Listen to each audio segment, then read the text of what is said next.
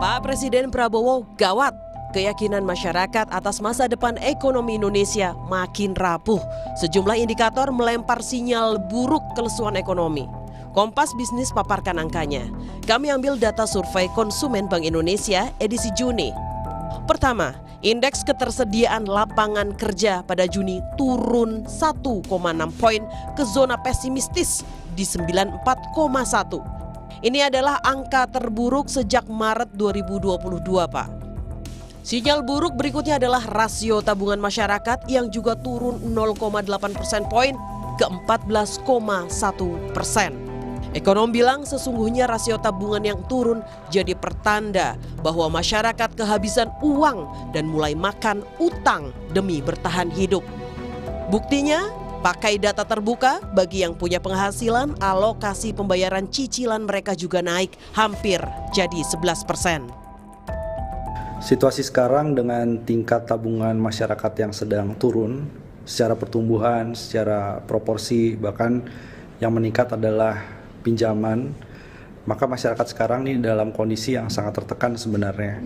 Yang artinya ada permasalahan struktural, bukan hanya bicara soal daya beli, tapi kondisi masyarakat itu sudah mulai bergantung pada pegadaian, pay letter, bergantung pada pinjol dengan bunga yang sangat tinggi, dan bahkan harus hidup dari hari ke hari. Sebagian kelas menengah, bukan hanya kelompok bawah, tapi kelompok menengah, itu hidupnya juga dari pinjaman ke pinjaman. Dan situasi ini kalau terus dibiarkan, imbasnya adalah terjadi penurunan konsumsi rumah tangga secara agregat. Otoritas Jasa Keuangan merekam jumlah pinjaman daring alias pinjol yang berizin melonjak 27,9% jadi 82,59 triliun rupiah. Tak hanya pindar, masyarakat juga marak pakai fasilitas buy now, pay later untuk sehari-hari. Sehari itu sebelumnya sih kayak 30, 40, nah sekarang bisa sampai hampir mau 100, itu seharian. Jadi ya misalkan kayak ada yang kurang nih, kayak misalkan dari cicilan, paling kita ngambil dari situ sih, kayak gitu. Terus ya udah kita tutup dari situ-situ aja. Kalau pay letternya sendiri sih kalau barang jarang ya, paling aku ambil tunainya aja sih. Yang perlu diwaspadai adalah tingkat kredit pinjaman daring ini. Masih pakai data OJK, rasio pinjaman bermasalah atau kredit macet naik dari 2,9% menjadi 3% lebih pada Mei. Sinyal masyarakat mulai makan utang juga ditunjukkan naiknya pertumbuhan aktivitas di industri pergadaian. Per Mei melesat lebih dari 32%. Kompas Bisnis mengonfirmasi data-data ini ke OJK. Apakah benar masyarakat mulai makan utang? Jawabannya, OJK hanya mengimbau masyarakat agar menjaga rasio cicilan. Tapi dari perspektifnya, ya orang kalau mau berutang jangan lebih 30% dari income. Kayak gitu. Mengapa kita berutang? Karena dulunya udah banyak utang, ya awalnya udah banyak banget. Makanya kita kasihin supaya inilah. Sepertinya pengaturan di BI, kalau kami lihat di media, ada paparan tulis ya, untuk pay letter kaitan dengan sistem pembayaran juga akan mengarah seperti itu. Secara historikal, penurunan persepsi atas kondisi penghasilan ke depan akan berdampak belanja konsumen yang direm. Waspada Pak Presiden Prabowo, separuh lebih ekonomi Indonesia bergantung pada konsumsi rumah tangga. Belanja konsumen seret bisa berdampak pada laju roda ekonomi. Dia Megasari Anjaya, Tim Liputan, Kompas TV. Kami konfirmasi lagi data riset Kompas Bisnis, Saudara. Benarkah masyarakat mulai makan utang? Apa risiko bagi ekonomi jika pertumbuhan bertumpu pada konsumsi berbasis utang kebutuhan pokok? Benarkah ini jadi sinyal buruk? Guru Besar Ekonomi Universitas Airlangga, Profesor Rahma Ghaffi, pasti sudah punya jawabannya. Selamat pagi, Prof. Rahma. Selamat pagi Mbak Okta.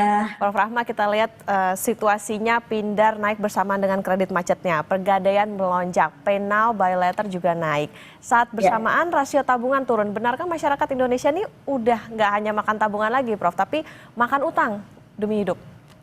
Ya, secara realita saya lihat sehari-hari Mbak, karena saya juga rumah melewati kantor Pegadaian dan sebagainya, itu memang semakin banyak gitu ya.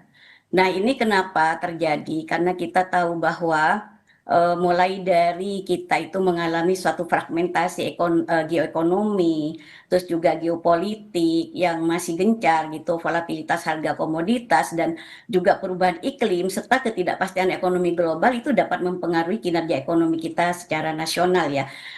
Ini tentunya Mbak Okta, kalau kita lihat memang ekonomi Indonesia itu triwulan 1 di tahun 2025 itu terkontraksi 0,98%, itu quarter to quarter. Sedangkan pertumbuhan ekonominya sendiri kita tahu bahwa triwulan pertama itu hanya bertumbuh 4,87%. Artinya itu ada suatu penurunan dari 2023 yang kita capai 5,64%, 5,04%, sedangkan 2024 itu 5,11%, sekarang turun jadi 4,87%. Nah, Mbak Okta, kalau saya lihat juga ini ada suatu laporan dari global Standard and Poor ya, Purchasing Manager Index kita itu atau PMI Manufaktur Indonesia itu mengalami pelemahan selama 3 bulan berturut-turut. Nah, intinya di sini adalah ada indikasi ada suatu penurunan dari bulan Juli, yaitu tahun 2024 itu dari 49,3, terus juga Agustus turun jadi 48,9, dan juga September turun jadi 49,2.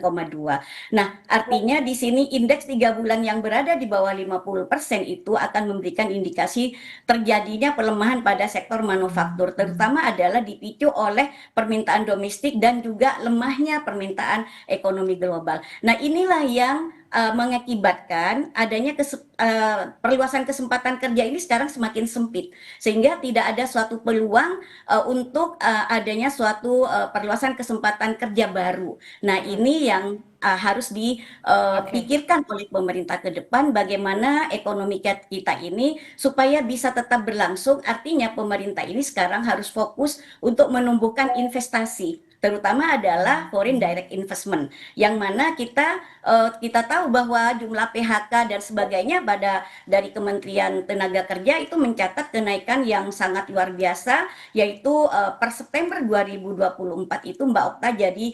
352.990 tenaga kerja di Indonesia. Nah, angka ini Mbak Okta tentunya naik sebesar 10,7% atau 25,3% dari bulan September 2023. Nah, sektor manufaktur ini khususnya yang kemarin juga marak adanya PHK karena Sritex tutup dan sebagainya, itu sangat berdampak karena berhubungan dengan tekstil dan juga produk turunannya. Ini juga memberikan sumbangan-sumbangan terbesar yang disusul oleh sektor jasa dan sektor pertanian, termasuk juga kehutanan dan perikanan. Nah, ini yang membuat orang-orang sekarang lagi susah, tidak memiliki suatu pekerjaan sehingga income-nya juga menurun. Oke, ini juga berhubungan juga dengan bagaimana daya beli masyarakat. Prof, survei BI juga bilang tadi sempat disinggung soal bagaimana lapangan kerja. Ini kan kalau BI bilang berada di zona pesimistis di bawah level 100.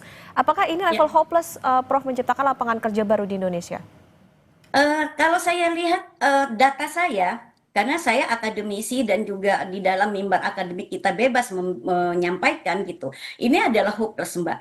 Kenapa? Karena saya lihat program pemerintah ini untuk percepatan pada perluasan kesempatan kerja itu masih lemah gitu ya. Kenapa? Karena program-program yang saya lihat itu tidak bisa langsung menyerap tenaga kerja saat ini. Padahal kita sekarang butuh untuk penyerapan tenaga kerja saat ini, yang dimana masyarakat ini sudah terhimpit, yaitu golongan menengah ke bawah ini sudah degradasi, Mbak. Jadi tadi Mbak Okta menyampaikan bahwa sudah tidak makan tabungan lagi, tapi sekarang sudah makan utang. Nah, itu betul. Nah, apa yang perlu dilakukan oleh pemerintah ini harusnya kita sekarang menghentikan, atau begini Mbak, bukan menghentikan ya, program-program pemerintah yang kira-kira ini lagi menggunakan anggaran yang sangat luar biasa, ini harus dievaluasi karena harusnya menggunakan artinya tidak secara gradual langsung sekaligus jadi, tapi harus ada pilot project yang dimana tidak memakan anggaran. Nah, sekarang pemerintah bertugas gini,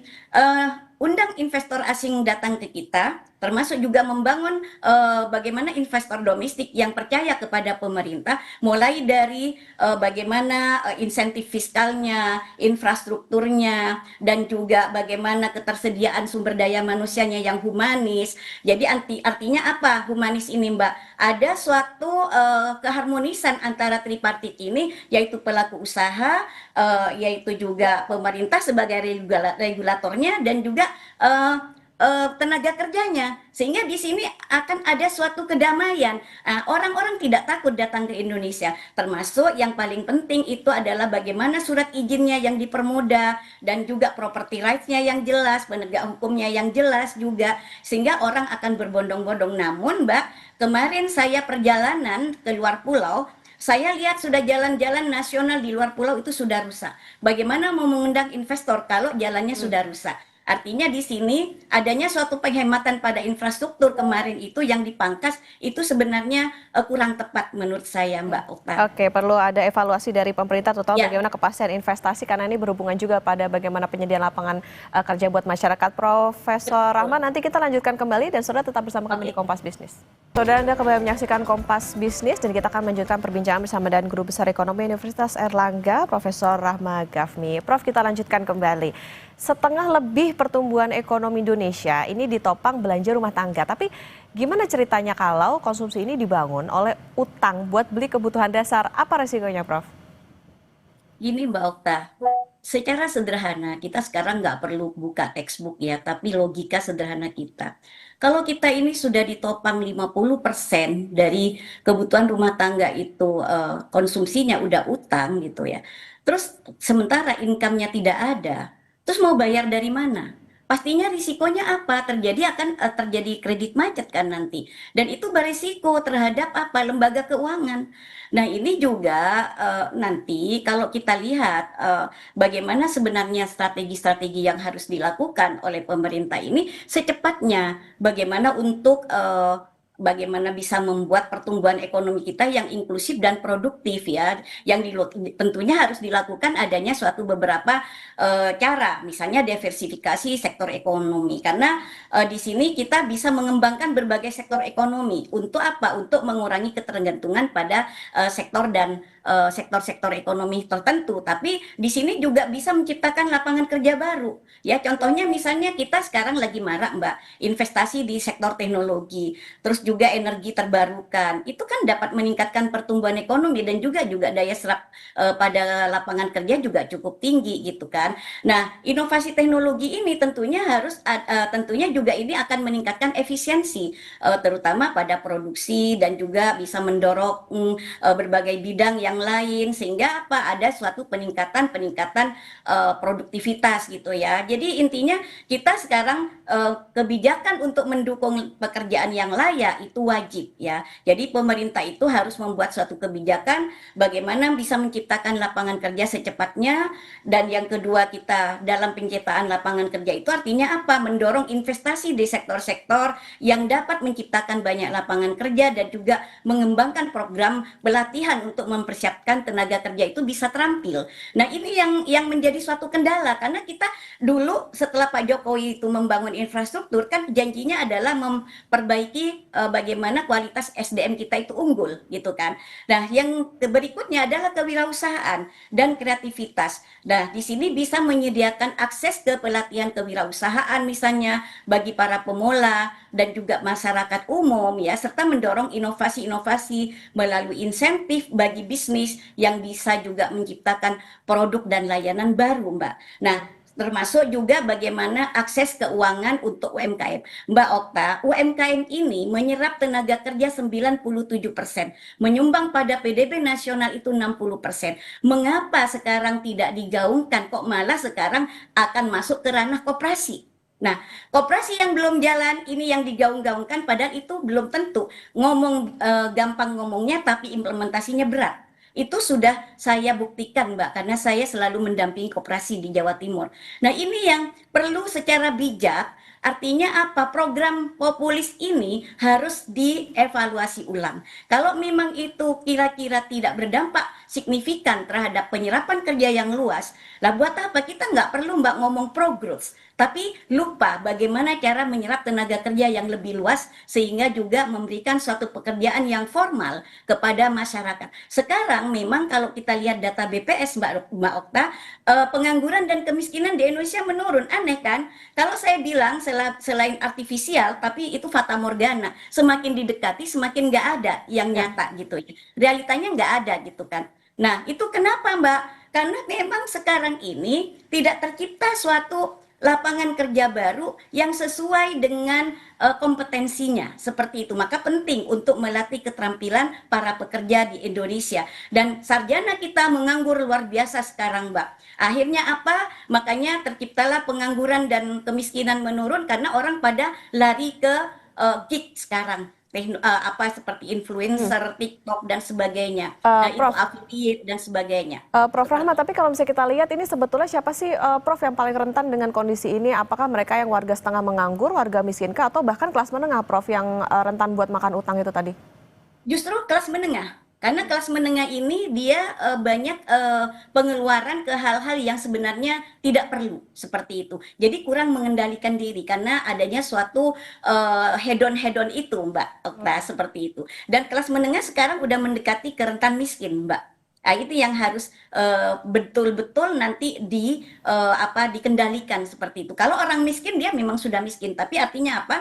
Dia di desa sudah makan singkong, dia di desa sudah makan jagung dan sebagainya. Itu tidak masalah bagi dia. Cuma dia kendalanya di sini bagaimana supaya keluar dari kantong-kantong kemiskinan itu, yaitu pemerintah wajib untuk memperhatikan kualitas hidup mereka, yaitu pendidikan, kesehatan, dan purchasing power mereka, sehingga tidak hanya membelanjakan uang 1.250.000 saja, tapi bagaimana ke depan bisa meningkat, karena UMR kita itu kan 3,1 rata-rata di Indonesia, Mbak, dan itu tidak mencukupi dalam kehidupan, maka wajar kalau masyarakat itu nanti makan utang. Akhirnya apa? Larilah ke pinjol, larilah ke paylater, seperti itu. Sekarang maraknya pinjol-pinjol juga, ini OJK juga harus mengerem bagaimana jangan sampai masyarakat itu jatuh ke pinjol yang tidak terkendalikan, yang mengancam suatu keamanan masyarakat itu sendiri, sehingga tidak bisa damai dan tidak bisa sejahtera hidupnya karena dikejar-kejar utang, Mbak Okta. Oke, harus ada pengawasan yang lebih ketat lagi soal bagaimana penggunaan tadi ya, Prof, soal buy no pay later dan lain sebagainya. Ini tentu jadi catatan juga tadi menarik soal bagaimana kelas menengah harus hati-hati nih, karena sekarang kelas menengahnya rentan, kondisinya lagi hopeless. Ini harus jadi catatan pemerintah bahwa ini kayaknya jadi sinyal ekonomi lagi lesu karena konsumsi masyarakat juga agak terganggu dengan kondisi saat ini. Terima kasih Guru Besar Ekonomi Universitas Airlangga, Profesor Rahma Gafni sudah bersama di Kompas Bisnis. Sehat selalu, Prof. Terima kasih, Mbak Okta.